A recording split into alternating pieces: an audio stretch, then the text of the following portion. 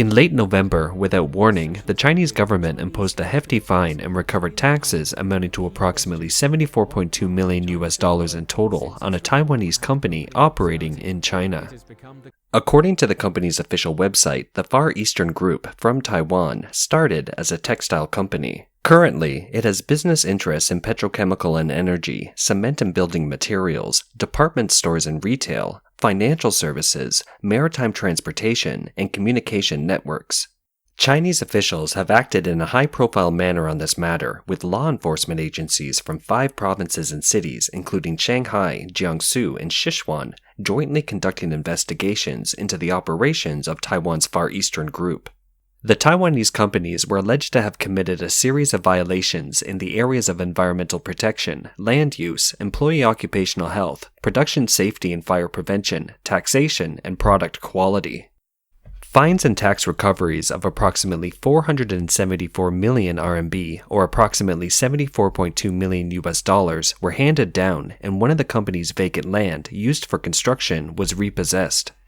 It looked as if the Taiwanese company had violated Chinese laws and regulations, but then the Chinese government seemed to be concerned that Taiwanese businesses might misinterpret the true implications of the fine and decided to offer an explicit explanation. On November 22nd, the spokesperson of China's Taiwan Affairs Office stated publicly that the people who support Taiwan independence and sabotage cross-strait relations would never be allowed to make money in China. She warned Taiwanese enterprises should distinguish right from wrong, stand firm, and draw a clear line with the Taiwan independent separatist forces. The party currently in power in Taiwan is the Democratic Progressive Party, or DPP, commonly referred to as the Green Party, and the opposition party is the Kuomintang, also known as the Blue Party. The Green Party adheres to the position that the Taiwan government and the current Chinese Communist regime are a special state-to-state relationship. It resists the high pressure and infiltration of the CCP on Taiwan and insists on defending Taiwan's democratic and constitutional government.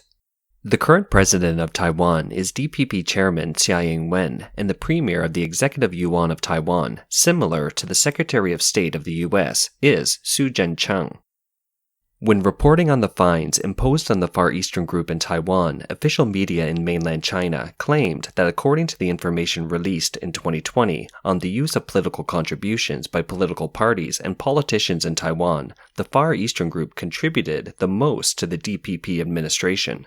In addition to lavishly contributing to the legislative body, the Far Eastern Group even provided direct support to the Taiwan separatist stalwart Tseng-chang.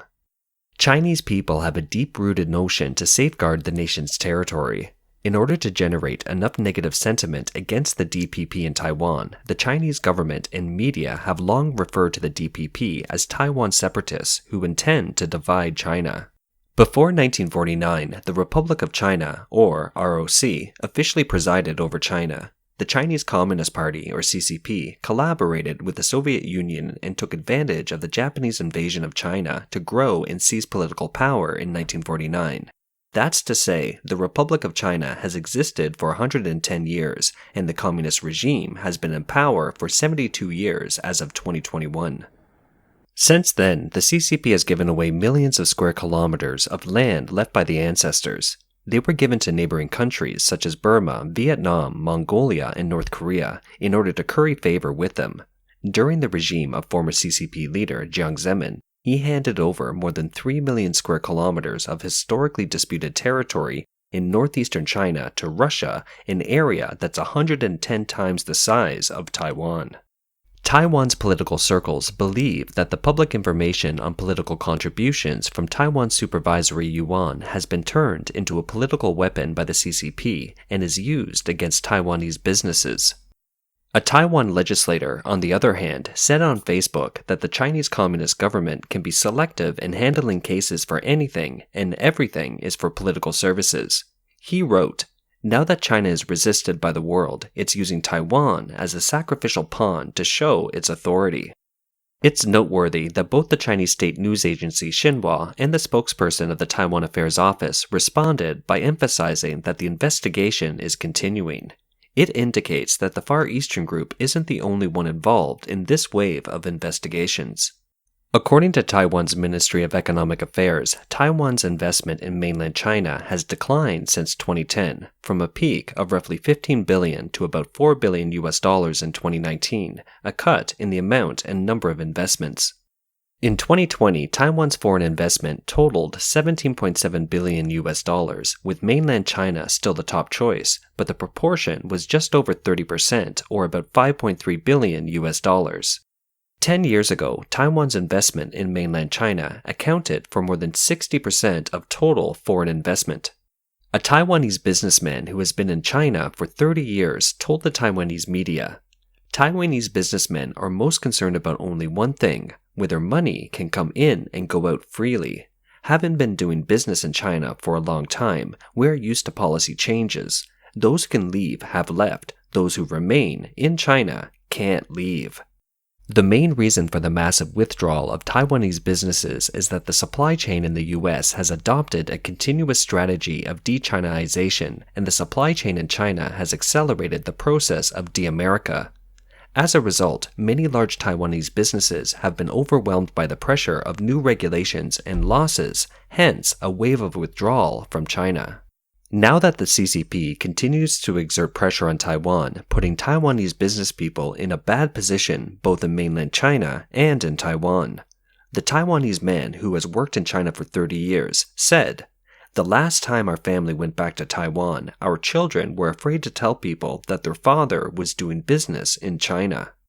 Taiwan state news outlet, the Central News Agency, reported that when reporters asked several experienced Taiwanese businessmen with investments in China about the Far Eastern Group incident, some responded that they weren't afraid when they did their jobs well and didn't break the rules. Most of them stayed low-key and were reluctant to express their opinions on the matter. A Taiwanese manufacturer surnamed Fong, who has invested in China for more than 20 years, told the Central News Agency that although most people said there was no impact on the surface, but in reality the impact speaks for itself. In his opinion, the joint fine imposed on the Far Eastern Group by 5 Chinese provinces and municipalities has a clear intent to intimidate and warn Taiwanese businesses.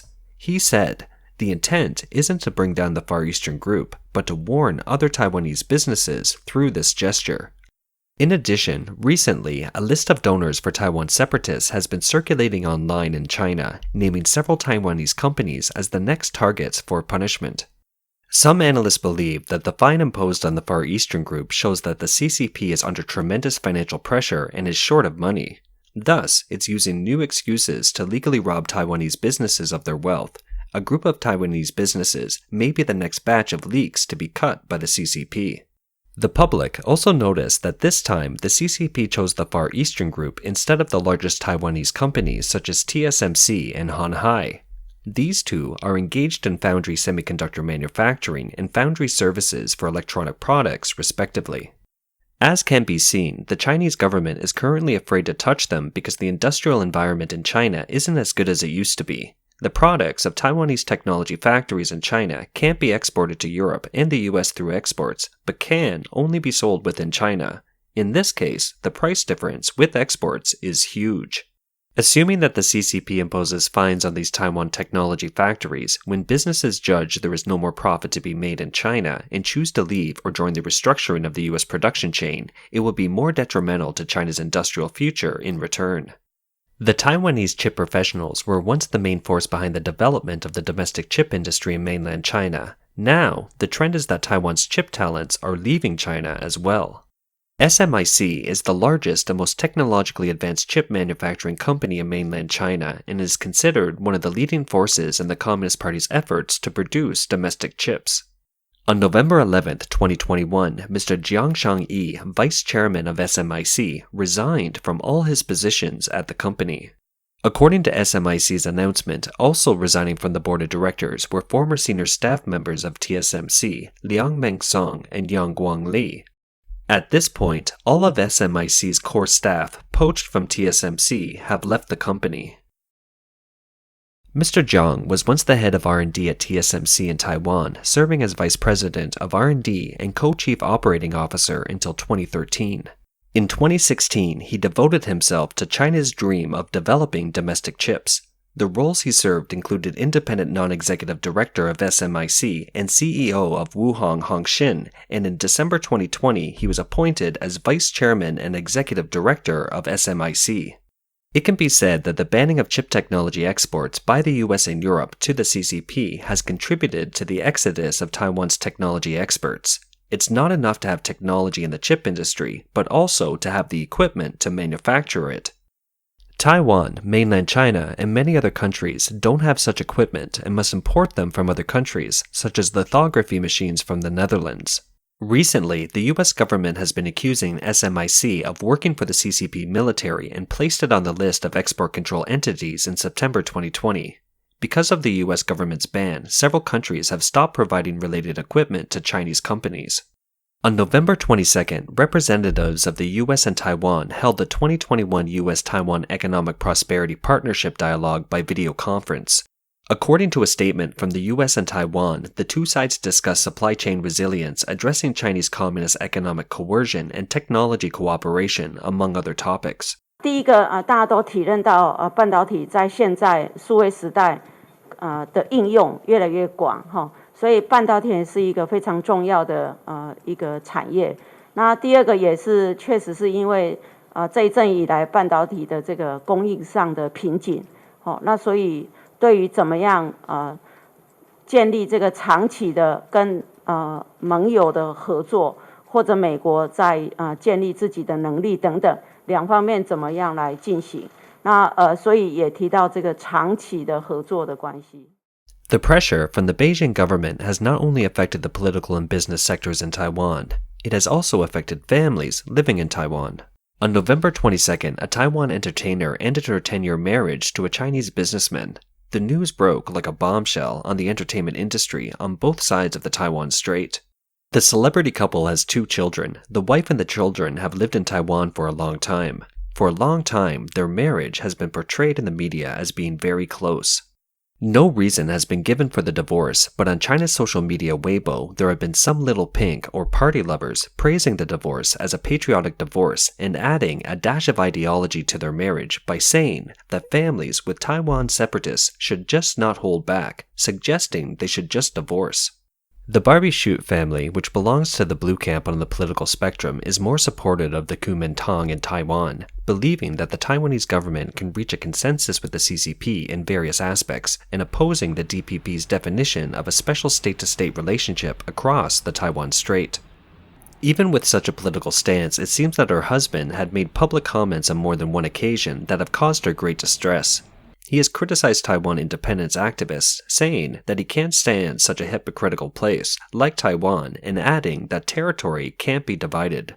In June 2021, when he flew back to mainland China from Taiwan due to a confirmed COVID case in Taiwan, he tweeted in the middle of the night, saying, "We come with a sincere heart, but they are constantly using it and slandering us. After so many years of watching it, I can't stand it anymore. My local dialect of Beijing would describe them as a bunch of big idiots. They must be recorded in history books as traitors." Barbie Hsu then announced in an interview with Taiwanese media that she would be divorcing her husband, and it has been quiet with no further news of their interactions. 5 months later, when the public thought the fuss over their divorce was over, suddenly, on November 22nd, Barbie Hsu released a statement through her lawyer saying that they decided to dissolve their marriage peacefully and would live happily together as friends in the future. What about the kids? She said, "We will raise them together. Xiao Fei loves children very much. At present, they will live with me first, but in the future, it will be possible to live anywhere according to their wishes." She also said, "I hope Xiao Fei will always live better than me."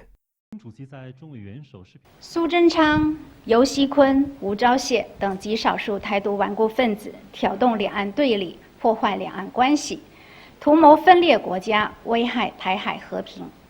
我们依法对其实施惩戒。可以明确的是，台独顽固分子清单上绝不止这3个人。